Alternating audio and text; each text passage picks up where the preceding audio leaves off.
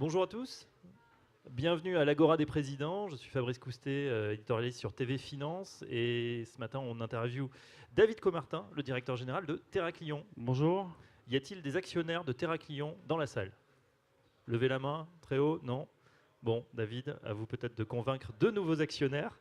Première question très simple. Terraclion, société française créée en 2004, spécialisée sur l'écothérapie. En quelques mots, pouvez-vous nous présenter la société? Tout à fait. Donc, Terraclion est une société française créée il y a un peu plus d'une dizaine d'années qui commercialise son produit l'EcoPulse, qui prodigue en fait de la chirurgie sans acte chirurgical. Alors, en quoi ça consiste? Ça consiste en un système qui est un échographe un peu sophistiqué, qui, en plus de la visualisation des tumeurs du sein ou des tumeurs de la thyroïde, va envoyer un signal de haute intensité, un signal d'échographie de haute intensité, qui va chauffer la tumeur jusqu'à 85 degrés et donc la détruire par ablation thermique. Et donc ce traitement se fait en sans anesthésie générale, sans cicatrice, et permet, puisqu'on a fait hier aujourd'hui avec notre nouvelle procédure B-Motion le premier traitement en routine clinique dans notre site de chirurgie en Allemagne à Düsseldorf, on a traité une patiente en 14 minutes chrono pour un nodule de 3 cm3, ce qui est un nodule de taille moyenne. Et donc ça permet aux patientes qui souffrent de cette pathologie-là, puisque c'est quand même des tumeurs qui gênent, et pour la thyroïde qui peuvent être assez même impacter la vie de façon assez nocive, ça permet de traiter les personnes sans risque et elles reviennent à la vie normale immédiatement, puisque ça ne nécessite pas d'arrêt maladie non plus. Voilà, donc la chirurgie sans chirurgie. Vous traitez deux types de tumeurs aujourd'hui, ou plutôt deux parties, deux organes, donc la thyroïde et le sein. Tout à fait. Donc pourquoi ces deux organes? Parce que ce sont des indications assez nombreuses. Aujourd'hui, dans la vie d'une femme, entre 10 et 15% des femmes vont avoir des tumeurs du sein, et plus de 5% de la population dans leur vie vont avoir des nodules thyroïdiens qui vont impacter leur vie si les nodules deviennent symptomatiques, puisque la thyroïde est un organe central pour le moteur de la vie en termes d'appétit, de sommeil, etc., etc. Combien d'opérations on a justement sur le sein et la thyroïde? Vous avez des chiffres? Alors en France, vous avez 60 000 fibroadénomes par an, et environ 10 à 12 000 sont excisés. Donc ça représente quand même un nombre bien plus important que les cancers du sein, et heureusement. D'une certaine manière, les thyroïdes, on en voit à peu près 100 000 par an en France, et on en opère 45 000. Donc c'est une plus grande incidence, avec une chirurgie plus compliquée et plus traumatisante, puisque lorsqu'on enlève la thyroïde, vous savez que vous êtes obligé de prendre du lévothyrox, donc un médicament dans toute la vie, pour suppléer à la fonction thyroïdienne, alors que nous, notre système, non seulement il est non invasif, mais il préserve la fonction et du sein et de la thyroïde. C'est-à-dire qu'après une chirurgie du sein, une jeune femme aura sans doute des difficultés à allaiter un enfant, alors que nous, une fois qu'on a détruit le fibroadénome, le sein fonctionne parfaitement. La troisième patiente qui a été traitée a pu allaiter son enfant sans aucun problème. Et de même que pour une pathologie de la thyroïde, si vous enlevez la thyroïde, vous n'avez plus de fonction thyroïdienne, alors que nous, lorsqu'on fait l'ablation thermique d'un nodule, la thyroïde fonctionne tout à fait parfaitement après un traitement. Alors économie, on l'a compris, hein, par rapport aussi aux moyens humains, peut-être moins de chirurgiens, pas d'anesthésie, pas de personnel médical, pas de champs stériles, donc autant d'économies. En revanche, est-ce que le traitement aujourd'hui est remboursé? C'est le nœud du problème. Alors c'est le nœud du problème, c'est un peu le paradoxe français de Terraclion, qui est une pépite industrielle d'innovation. On a plus de 100 brevets. Ces brevets ont été déposés au départ à travers une collaboration entre l'INSERM et la Pitié-Salpêtrière. La plupart des ingénieurs que nous avons sont français et viennent de l'Institut Paul Langevin, qui sont parmi les meilleurs en termes d'échographie. Et donc, Terraclion naît avec les capitaux français, avec le concours peut-être de quelqu'un d'entre vous dans la salle. Par contre, il n'y a pas de remboursement en France. Aujourd'hui, on n'a pas pu avoir de remboursement. On est en train de déposer un dossier pour le forfait innovation. Mais ça prend du temps, alors que par exemple en Allemagne, on a déjà une dizaine de remboursements, et c'est pour ça que si vous regardez notre base installée, on a quasiment la moitié de nos systèmes en Allemagne, puisqu'il y a déjà la possibilité de se faire rembourser dans ce pays-là. Alors justement, on va parler du développement commercial, hein. Cette machine, combien coûte-t-elle? Qui sont vos premiers clients et combien y en a-t-il? Alors aujourd'hui, on a 14 contrats de par le monde, dont 3 qui sont encore en recherche clinique, les autres étant des contrats commerciaux, on va dire. Le système coûte 300 000 euros, donc ça coûte environ 2 à 3 fois plus cher qu'un échographe de haut de gamme. Et voilà, c'est quand même un investissement un peu plus important qu'un bistouri ou qu'un bistouri électrique, mais ça permet par rapport à un chirurgien d'optimiser énormément le temps d'occupation des salles, puisque vous soulignez qu'on ne traite pas dans une salle d'opération sans anesthésiste. On peut traiter dans n'importe quel bureau privé en consultation externe sans aucun souci. Pour ce qui est de l'export, TeraClient va faire cette année 100% de son chiffre à l'export, ou quasiment, et notamment en Allemagne, mais aussi en Asie, puisqu'on a ouvert une filiale à Hong Kong, et on en est déjà à plus de 3 commandes en Asie du Sud-Est. Et j'ai eu la chance de faire partie de la délégation française pour célébrer les 130 ans de coopération commerciale entre la France et la Corée. Invité par Business France. Donc. Alors voilà, il faut dire que David Comartin était du voyage présidentiel en Corée. C'était il y a quelques semaines avec François Hollande, la délégation française. Vous étiez donc dans la valise présidentielle, on va dire ça comme ça. Avez-vous pu signer de nouveaux contrats? Est-ce que vous avez des bonnes perspectives en Corée et pourquoi? Alors on a d'excellentes perspectives en Corée. On n'a pas encore signé parce qu'on n'a pas encore passé l'audit coréen d'équivalent de la FDA coréenne. Néanmoins, pour ceux qui ont fait un peu de business, voilà, nous sommes serrés la main avec 2 hôpitaux que j'ai eu la chance de visiter, qui sont d'éminents hôpitaux, d'un côté pour le cancer du sein et de l'autre côté plutôt pour la thyroïde. Et en Corée, on voit un énorme appétit pour les nouvelles technologies, en particulier pour les technologies non invasives qui se font sans cicatrice. Et donc je pense que nous allons avoir une croissance extrêmement prometteuse en Asie et en particulier en Corée. D'autant qu'il y a de gros besoins, vous me disiez pour préparer ces émissions, sur la thyroïde en Corée. Tout à fait. Ouais, la thyroïde en fait est le pays le plus en avance sur la Corée est le pays le plus en avance sur le traitement des pathologies thyroïdiennes. Pour exemple, notre site référent en thyroïde, c'est l'hôpital américain, et le docteur Montpessen et le professeur Aydan, qui sont les 2 spécialistes de la pratique TTQ à l'hôpital américain, ont été formés en Corée. Et je pense que les médecins coréens que nous avons vus, qui sont soit chirurgiens, soit radiologues interventionnels, seront utilisés notre système au mieux de ses capacités. On va passer, David, à la partie bourse, évidemment, sur Actionnariat, c'est ce qui vous intéresse aussi, futurs peut-être actionnaires. TeraClient aujourd'hui 31 millions d'euros de capitalisation. On revient sur le parcours boursier. Vous êtes coté sur Alternex, vous avez levé un peu moins de 11 millions d'euros. La levée de fonds visait 3 objectifs: augmenter le réseau commercial, l'accès au marché aux États-Unis et en Chine, et bien sûr l'amélioration de la machine. Où en est-on sur ces 3 objectifs? Alors en termes d'objectifs commerciaux, j'ai embauché depuis que je suis là 4 commerciaux. On a ouvert 3 représentations commerciales en Europe, donc en Allemagne, en Italie, en Angleterre, où on voit déjà les progrès commerciaux en un peu moins de 6 mois de travail. Une filiale à Hong Kong, et on voit déjà qu'on a plus de 3 commandes dans la région. Donc je dirais commercialement, l'argent du marché a été bien utilisé. Les États-Unis? Alors les États-Unis, on a fait d'énormes progrès. On a été voir la FDA suite au système qui était en place depuis un peu moins d'1 an, début septembre. Et les horizons sont assez éclaircis, puisqu'initialement on était parti pour une étude de phase 3 type PMA, donc une étude de 3 à 5 ans. Et là, en fait, pendant la discussion, la FDA nous a orienté vers une étude réglementaire de classe 2, ce qu'on appelle un 513K. Et donc on pense pouvoir soumettre le dossier fin de cette année, début de l'année prochaine. Et alors c'est technique, juste pour simplifier peut-être, c'est-à-dire qu'en l'état, EcoPulse, il faut encore avoir des accréditations de la FDA? Oui, aux États-Unis, on ne reconnaît pas le marquage CE, et il faut passer par une étude réglementaire séparée, qui est plutôt une étude de phase 3, qui permet d'avoir un remboursement juste derrière. Et cette étude-là, aujourd'hui, donc, elle a été simplifiée, elle devrait durer environ 2 ans.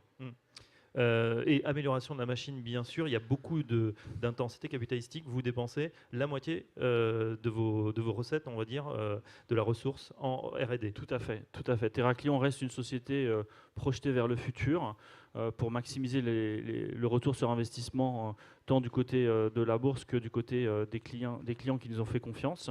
On dépense plus de 2,5 millions d'euros par an sur la R&D. On dépose une dizaine de brevets par an. On a déposé notamment avec la nouvelle procédure de traitement qui permet de traiter la patiente dont j'ai parlé tout à l'heure en 14 minutes. Ça a nécessité plusieurs années de développement R&D avec des tests animaux poussés et des tests cliniques très, très compliqués à faire pour garantir une grande efficacité efficacité et une grande sûreté de traitement.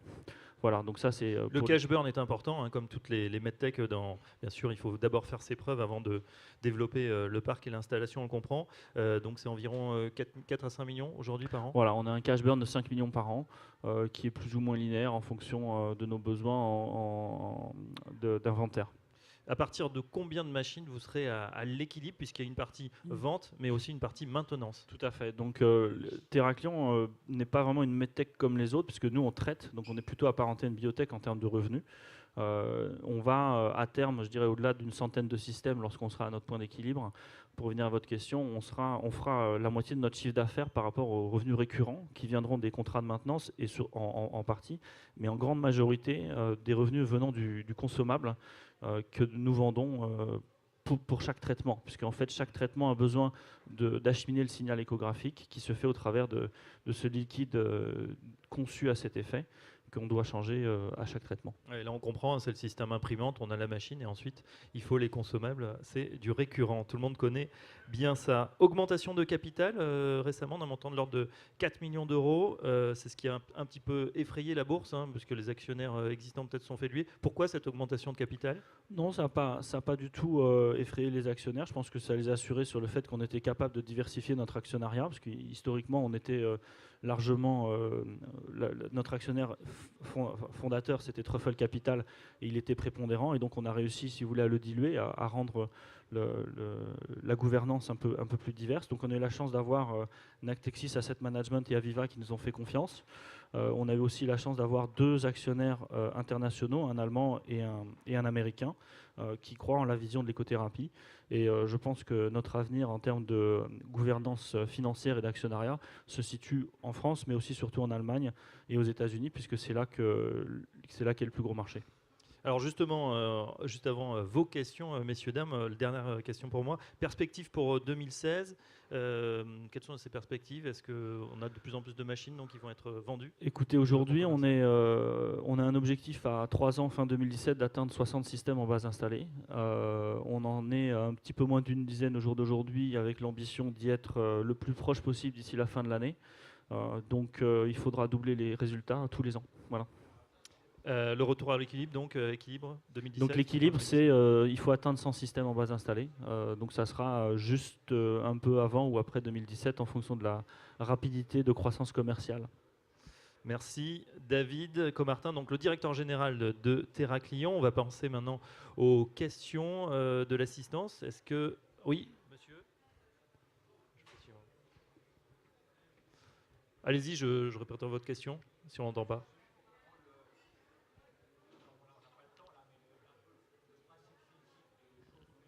Oui. Alors le principe physique de chauffer la tumeur?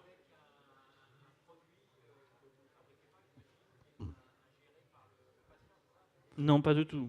Enfin, je vais vous expliquer. D'accord, non, mais Ouais, très bonne question. On répète la question à voix haute pour l'assistante parce qu'il y a beaucoup de bruit sur le salon. Donc le monsieur demande finalement le mode de fonctionnement de l'EcoPulse. L'onde acoustique de haute intensité est focalisée de la même façon que lorsque vous focalisez les rayons du soleil avec une loupe pour allumer un feu. C'est exactement le même principe. C'est-à-dire que si vous mettez votre doigt entre la loupe et le point focal, vous n'allez pas être brûlé. Si vous mettez votre doigt au point focal, vous allez être sévèrement brûlé. C'est exactement le même principe. Et donc l'onde acoustique de haute intensité, qui est environ 1000 fois plus importante en termes d'énergie que l'onde de visualisation, elle, au lieu d'être en éventail pour faire l'imagerie la plus grande possible, elle est concentrée en un point focal. Et en ce point focal, qui est de la taille d'un grain de riz, donc de 9 mm de haut et 2 mm de diamètre, on va atteindre la température de 85 degrés. Et cette température est extrêmement circonscrite. C'est-à-dire que dès que vous sortez de la zone des 2 mm en diamètre, vous êtes à des températures inférieures à 40 degrés, donc vous ne créez pas la mort cellulaire. C'est-à-dire que la chaleur de 85 degrés va casser l'ADN des cellules. Les cellules vont se mettre en état de mort, d'apoptose, puis se nécroser. Et en fin de compte, c'est le système immunitaire, les lymphocytes, pour ne pas les nommer, qui vont nettoyer et qui vont faire de ce tissu nécrosé un tissu fibrotique. Voilà. Donc en fait, c'est comme un phénomène d'auto-guérison. On ne fait rien d'autre qu'accélérer et circonscrire le phénomène de mort cellulaire qui arrive tous les jours dans chacun des corps humains. Alors on brûle les mauvaises cellules, donc on l'a compris. J'ai demandé même à David qu'est-ce qui se passe si on brûlait des cellules saines. Bon, pas forcément d'incidence, c'est pas très dangereux. Notre système a des systèmes de sécurité extrêmement poussés, notamment sur la thyroïde, où l'utilisateur on lui demande de délimiter les zones sensibles, à savoir les artères carotides et la trachée. Et donc le système a des zones d'exclusion par rapport à la distance de ces zones de sécurité qui font que le système ne peut pas traiter dans les zones sensibles. Voilà, si vous traitez juste en dehors de la tumeur, c'est pas très grave. D'ailleurs, le jour où on commencera à traiter des cellules cancéreuses, ce que j'espère qu'il se fera prochainement à travers des contrats de recherche, notamment en France, mais aussi aux États-Unis, il nous faudra aller traiter au-delà de la tumeur pour aller traiter les zones, les contours, les marges, comme on le fait en radiothérapie, pour permettre de guérir les patients de petits cancers non invasifs. On avait une deuxième question, les concurrents, David Comartin. Alors, les concurrents General Electric et Philips ont des technologies similaires à partir d'échographies de haute intensité. La grande différence par rapport à nous, c'est qu'ils n'ont pas de système éco-guidé, c'est-à-dire qu'ils ont des systèmes à base d'IRM qui sont très coûteux. Il faut acheter une IRM qui coûte entre 1 et 1,5 million d'euros, alors que nous, notre système, il est mobile, il est c'est un peu comme un gros frigo, si vous voulez, ou un gros échographe. Vous pouvez l'installer d'une salle à une autre. Et donc, il est extrêmement facile de l'utiliser par rapport à des coûts d'installation ou des coûts de fonctionnement d'une IRM.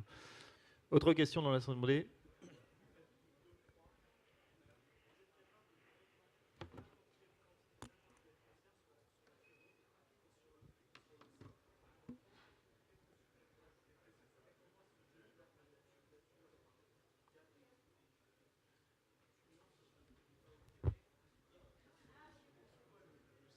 Pourquoi le sein et la thyroïde et pas par exemple une tumeur sur un rein ou sur un autre Ouais, excellente question, hein, je en rappelle fait, David. Donc pourquoi aujourd'hui vous vous concentrez uniquement on va dire, c'est déjà bien, sur la thyroïde et sur le sein, pas sur d'autres organes? Est-ce que c'est prévu? Alors, aujourd'hui, on s'est attaqué au sein et à la thyroïde parce que c'est relativement nombreux en termes d'incidence et relativement facile en termes de preuves scientifiques et de preuves cliniques. Il est bien évident que l'ambition de Théraklion n'est pas de s'arrêter au sein et à la thyroïde. Potentiellement, nous pouvons nous adresser à tout le corps humain où l'image échographique est possible. Et donc, il nous appartient de définir les indications les plus judicieuses et les plus faciles à prouver de façon à maximiser le retour sur investissement et de faire de Théraklion un champion mondial de l'écothérapie. Voilà. Par rapport à votre première question sur les zones d'exclusion, on ne peut en effet pas traiter toutes les tumeurs dans le sein de la thyroïde. Si elles sont trop proches des nerfs récurrents ou de la trachée, on ne va pas pouvoir les traiter pour des raisons évidentes de sécurité. Et donc, il faudra faire là appel à la chirurgie. Donc, on n'a pas l'ambition de remplacer la chirurgie, on a pour l'ambition de proposer un autre arsenal thérapeutique aux chirurgiens de façon à maximiser leur temps et leurs investissements, enfin en termes de salle d'opération. Et c'est exactement ce qu'a dit le professeur Villet au Diaconès à des investisseurs. Voilà. Demain, on ne va pas remplacer le chirurgien. C'est pour ça qu'on ne leur fait pas peur. On leur propose en fait une aide supplémentaire de traiter des patients plus rapidement, plus facilement, sous leur contrôle, sans qu'ils aient à s'en occuper directement. Et ça séduit extrêmement les chirurgiens parce que de par le monde, le seul point commun à tous les chirurgiens, c'est qu'ils n'ont pas assez de temps pour travailler, pas assez de temps pour traiter la population qui est toujours plus importante au-delà d'un certain âge. Et donc, ils voient en notre solution une solution de productivité éminemment intéressante. Merci David Comartin. Pour en savoir plus sur Théraklion, puisqu'on est au bout, rendez-vous donc sur votre stand. Vous avez le numéro? Je crois que c'est B28. B28. Voilà, n'hésitez pas à lui poser toutes ces questions durant cette journée. Merci beaucoup pour ces Merci explications. Et puis évidemment, penchez-vous sur Théraklion, le champion français de l'écothérapie. Bonne journée à tous. Merci.